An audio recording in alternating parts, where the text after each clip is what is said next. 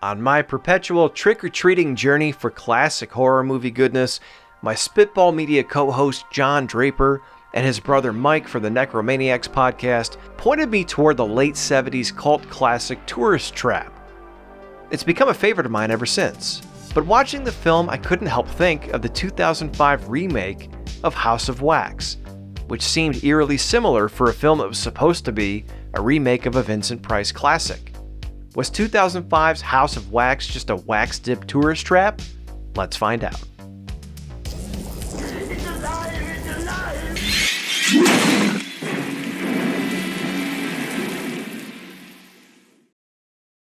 To unpeel this great wax mystery, let's compare House of Wax 2005 to its legacy namesake and to the alleged inspiration, Tourist Trap.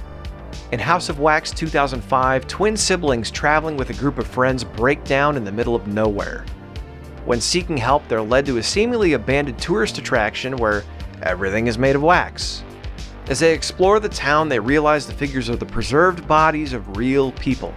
The friends are hunted by Beau Sinclair and his deformed twin brother Vincent, who trap tourists and turn them into the wax figures that are posed around town.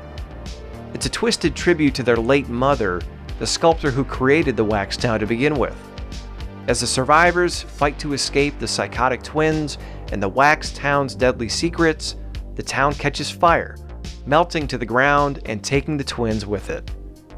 Now, House of Wax 1953 is a remake of 1933's Mystery of the Wax Museum, which in itself is also based off of a stage play with the same name. Since they're all very similar, we're going to just stick with 1953 to be clear. Sculptor Henry Jarrett is left for dead after his business partner burns down Jarrett's wax museum for insurance money. Jarrett somehow survives, though crippled, and reopens the museum, attracting crowds with eerily lifelike figures.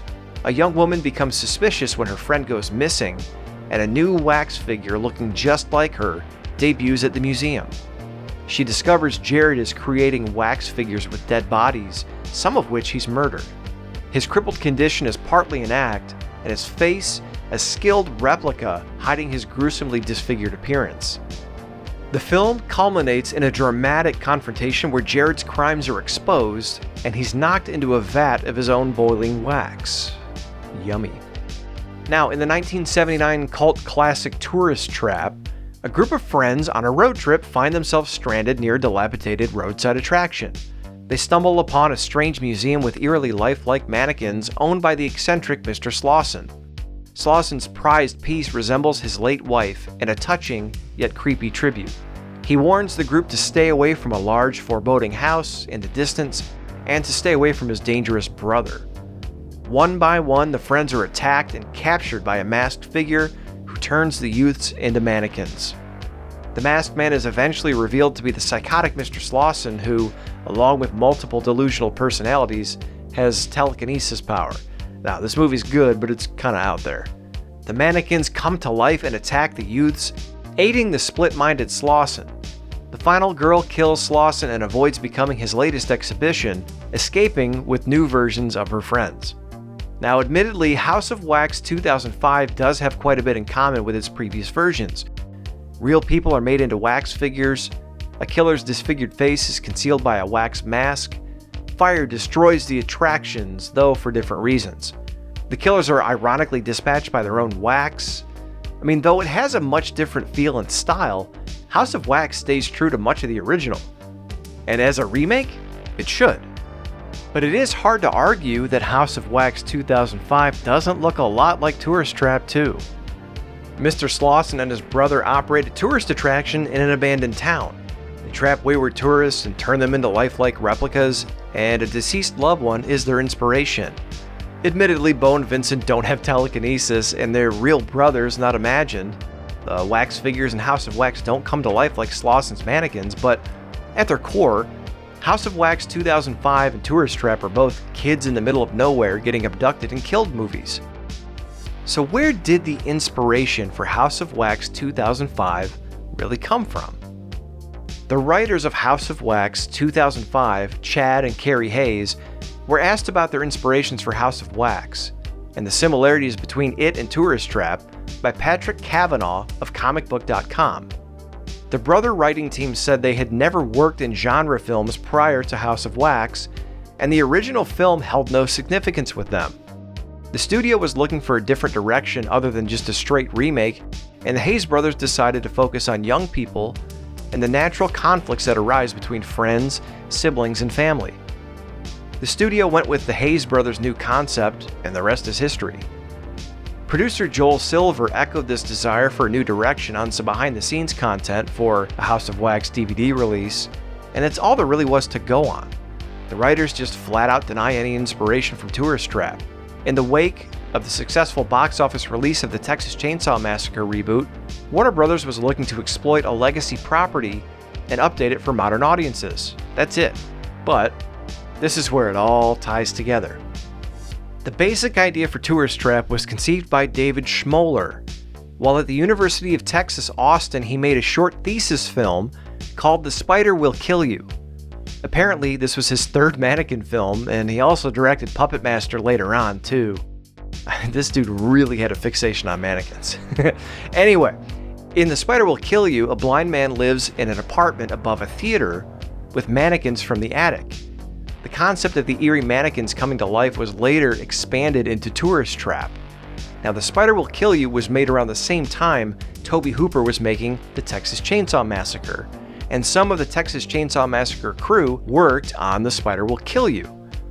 Bob Burns, the art director from Texas Chainsaw Massacre, would eventually work as the art director on Tourist Trap. Schmoller even alludes to patterning how they set up their production company to make their film and be successful, just like Tobe Hooper did. So, Tourist Trap was directly inspired by Texas Chainsaw Massacre, with some crew working on both films. Its look, its feel, and likely its story influenced by Texas Chainsaw. Though Tourist Trap's use of mannequins was original, turning people into mannequins is pretty much the same as turning people into wax figures, so it's also not a stretch to think Tourist Trap was inspired by House of Wax, which was incredibly popular and influential in its heyday. Now, fast forward 30 years. Texas Chainsaw Massacre 2004 is a huge hit, and it spurs the modern remake gold rush. As marketing spaces and people's attention was becoming crowded in the internet age, studios began looking for familiar titles to grab the attention of potential consumers. Studios began dusting off old titles at a rapid rate to cash in on the Texas Chainsaw Massacre's success. House of Wax 05 was greenlit to chase the dollars generated by Texas Chainsaw Massacre's remake. The original story was scrapped in favor of a modern approach. So, both House of Wax and Tourist Trap were both really Texas Chainsaw Massacre knockoffs. It's impossible to prove without question if House of Wax 2005 used elements of Tourist Trap to make their story different. But the most likely reason House of Wax 05 is so similar to Tourist Trap is they were both heavily inspired by the Texas Chainsaw Massacre films in their respective eras. Combine that with House of Wax 05 using some story elements of its namesake, and Tourist Trap being similar to House of Wax, and you have two very similar stories. Being very protective of our cult favorites, my initial thought when watching Tourist Trap was, but given the history of these films and how they came together, I'd say it's more likely just a Russian nesting doll of movies inspired by other movies inspired by other movies. I'm bshowbrian. Thank you for checking out my channel. If you like this video, be sure to like and subscribe. You can check out the other videos on my channel if you want more horror movie content. And you can catch me live every Thursday night on YouTube with Spitball Media around 8:30 Eastern, talking about horror movies and the biggest stories in entertainment.